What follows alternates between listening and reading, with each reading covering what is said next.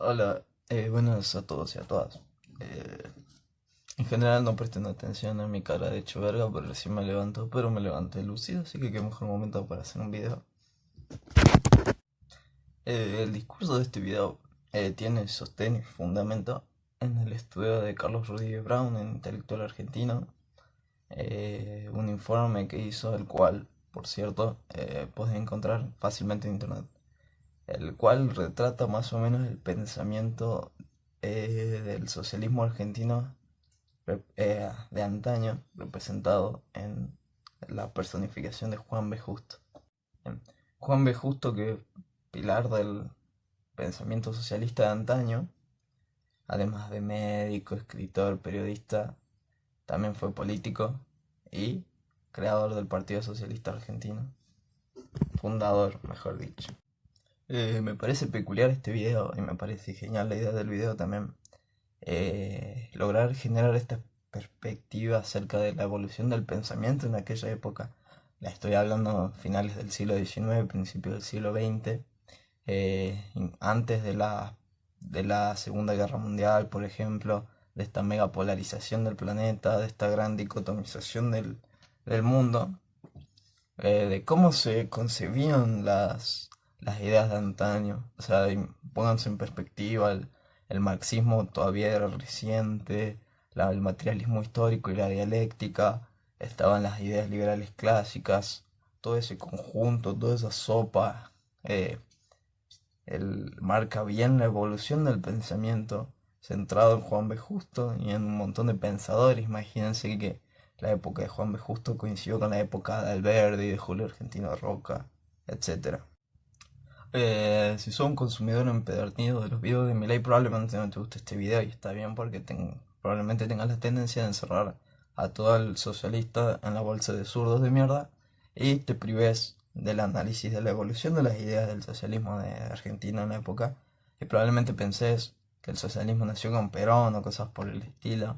Y la idea de este video un poco es brindar esta perspectiva acerca del pensamiento de hace mucho tiempo y eliminar un par de estos mitos y acerca de, sos socialista, tienes que pensar esto, siempre se pensó así. Eso es rotundamente falso y la idea es probarlo con este video. Al día de hoy, al ver a un liberal y a un socialista cagándose a trompadas por redes sociales, uno va a pensar que son polos opuestos y la verdad es que hace mucho tiempo no lo eran. No eran en el sentido de que ambos tenían pilares claros y combatían, por ejemplo, contra las monarquías absolutas, contra los totalitarismos, contra los imperialismos. Es decir, eh, por citar, eh, coincidían en tres ideas básicas acerca del planeta, de la concepción de la sociedad en el planeta. La primera es básicamente el pacifismo, dato bastante peculiar, dado que luego vinieron la Primera y Segunda Guerra Mundial, ¿no? Cerraban los pilares con el librecambismo y que eso lo vamos a discutir más adelante, pero tiene más sentido del que parece, y el antiimperialismo. Creo que cualquiera va a coincidir con un liberal o un socialista de esa época, ¿verdad? Igual ustedes dense cuenta que les estoy hablando de antes de Mao, les estoy hablando antes de los soviets, les estoy hablando no mucho antes, pero sí antes. Es decir, antes de que, por ejemplo, muchos regímenes comunistas o socialistas empedernidos, por así llamarlos, mostraran sus tendencias totalitarias y de tiranía. Entonces, muchas de las ideas eh, todavía no se habían dilucidado de manera pragmática y empírica. De hecho, creo que tanto los liberales como los socialistas anhelaban la libertad, solo que las concepciones de libertad eran muy diferentes. No muy diferentes, pero tenían sus matices de diferencia. Ojo, igual, no es lo mismo. Yo estoy hablando de justo como un socialista. Después estaban los marxistas puros, estaban los anarquistas. Volvemos a centrarnos en el contexto, ¿eh? Una Argentina al último cuarto del siglo mucho más consolidada. Imagínense la federalización de la ciudad de Buenos Aires por el mando de Nicolás Avellaneda, la unificación de la moneda y la desaparición de las emisiones provinciales. Es decir, era un país que aún tenía mucho por consolidar, pero que estaba mucho más consolidado considerando muchos años antes. También podrías alegar que se trataba de un periodo fuertemente liberal, abocado puramente al mercado, al modelo agroexportador. Y es cierto en parte. De hecho, eh, podés también arguir, podés también meter en la balanza, por ejemplo, la sanción del código minero de aquella época, que si no me equivoco sigue vigente hasta hoy. Soy técnico minero y no lo recuerdo. Mal ahí, algo que tengo que estudiar.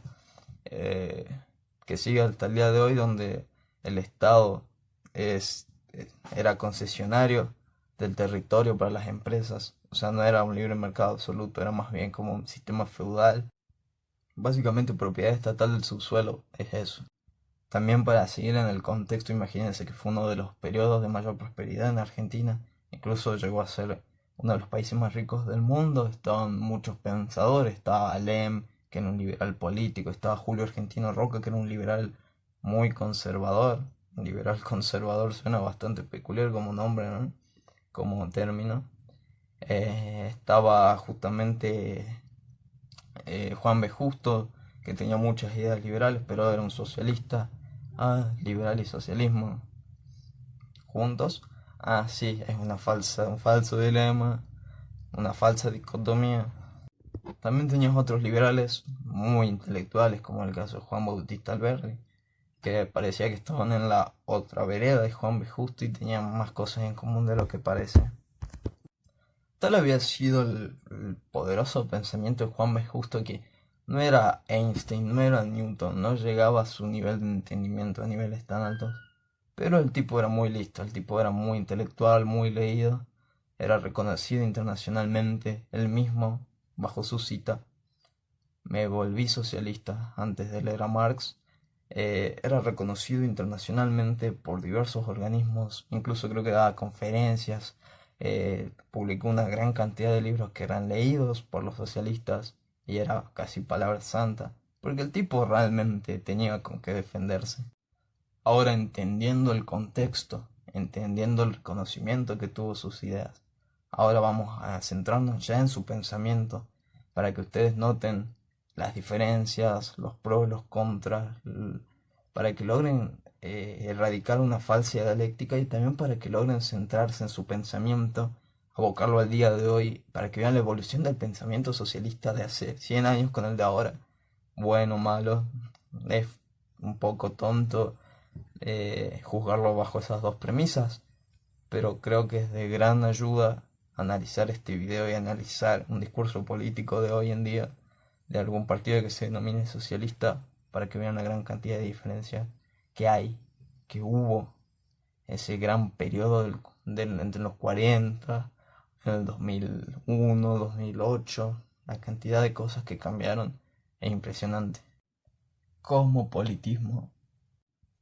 Eh, a pesar de lo que uno pensaría del estereotipo de izquierda y derecha, incluso de los más extremistas, estos mega nacionalistas que se golpean el pecho, los festejos patrióticos salen a dar vueltas por la calle, eh, la verdad es que justo en realidad con con estos nacionalismos extremos, con estas dos puntas, estas antípodas, realmente no sentía gran aprecio, sabiamente a mi parecer. Coincidía con Sarmiento en que los inmigrantes debían ser nacionalizados. Llegó a decir, con sus palabras, que el festejo del 1916 del centenario, en vez de estar festejando como unos locos, era más fácil construir 1000 escuelas. Y qué pensamiento tan lógico y razonable por parte de Justo hace 100 años, ¿no? Creo que la decadencia de pensamiento es muy notoria al día de hoy. De la huelga extrema, en sus palabras: la huelga general es en todo caso un procedimiento extremo y se acompaña de graves inconvenientes para el pueblo. Estaba en contra o sea, declaró en contra de muchos sindicatos por estas huelgas generales, por todo el tiempo, la irrupción del trabajo, ya que consideraba que no era algo que beneficiaba al trabajador, al obrero, sino que lo perjudicaba. Es decir, él consideraba que muchos sindicatos no actuaban en pos en pos del trabajo, sino en pos del sindicato mismo, digamos, de sus personas, de su imagen frente al pueblo, de aquellos que querían ver cómo querían verse, no lo que querían hacer realmente. De hecho, él mismo notó y declaró que los verdaderos progresos para el pueblo no se daban en huelgas generales promovidas por sindicatos, sino a través del Congreso. Un Congreso decente, aclaremos esa parte.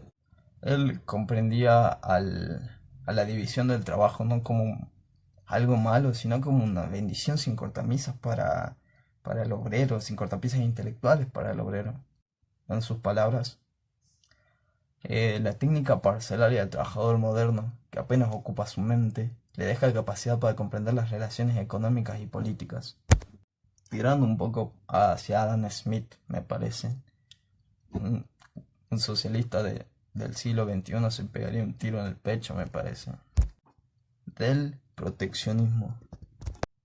Para Justo, el proteccionismo era la peor forma del nacionalismo.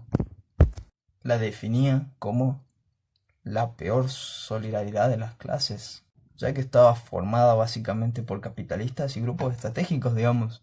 No es que el proteccionismo se haga en pos del pueblo, en pos de mejorar la calidad de vida del pueblo, de que puedan acceder a bienes y servicios de mejor calidad o menor precio, sino que era todo lo contrario, digamos, que darle al obrero, no darle al obrero las alternativas para que sí o sí tenga que consumir algo de producto nacional, favoreciendo a los que estaban acá haciendo guita y haciendo campaña por el proteccionismo, donde ellos evidentemente salían beneficiados. De hecho, sin ir más lejos, él se mostró en contra de una ley aduanera de la época, la mafia aduanera, y ya que él consideraba que aislaba y alejaba a los pueblos, es que es un pensamiento más que coherente. Acusó esta ley de arcaica, mercantilista y que hacía todo menos algo positivo para el pueblo. Un socialista aboga por un gran Estado, un Estado inmenso. Esto es falso. En palabras de Justo, el Partido Socialista cuenta con el poder político para socializar los medios de producción, pero acoge con mucha reserva los proyectos de inmediata nacionalización o municipalización de los trabajos y servicios colectivos, prefiriendo la gestión privada de los negocios a su manejo por gobiernos corrompidos e ineptos. Entendimiento de la inflación. Justo al contrario de lo que se piensa generalmente hoy en día, como socialista y muchos intelectuales socialistas de la época se mostraron en contra de la creación del Banco Central, ya que comprendían que era un mecanismo o era un poder que en un gobierno corrupto e inepto que se dedica a hacer populismo, cosas por el estilo, puede generar inflación a gusto, donde el salario real de los propios obreros se iba a ver destruido fácilmente. Años de ahorro puede ser dilapidado en un par de años. En palabras de Justo, la moneda sana de oro o de papel convertible a la par debe también ser un postulado obrero internacional, sobre todo en países como los de Sudamérica, donde el envejecimiento de la moneda es todavía uno de los procedimientos preferidos para intensificar la explotación del trabajador. Incluso sugirió adoptar la libra esterlina, como es el caso del Perú de aquella época. A ver, básicamente el tipo no le besaba los dedos gordos del pie al mercado, pero el tipo tenía los dedos de frente, digamos, y comprendía que las ideas socialistas iban a ir evolucionando en pos de beneficios del trabajador, cosa que creo que lamentablemente no funcionó. Pero bueno, esa era su idea, ¿no? Que realmente había que encontrar más similitudes que contras con oposiciones y lograr un país mejor. Que realmente había cosas en común, que como se dialectizaban todo el tiempo, no llegaban a buen puerto por con ese egoísmo o ego político o ego ideológico. Un país y una sociedad libre, como ellos la concebían libre, obvio está, protegiendo siempre el trabajo del obrero, del asalariado, protegiendo su techo, su comida, su trabajo, su salario real. Esas eran cosas que a él le interesaba. En síntesis, basta de grietas y polarizaciones y estupideces como esas, porque leyendo un poco se nota las similitudes.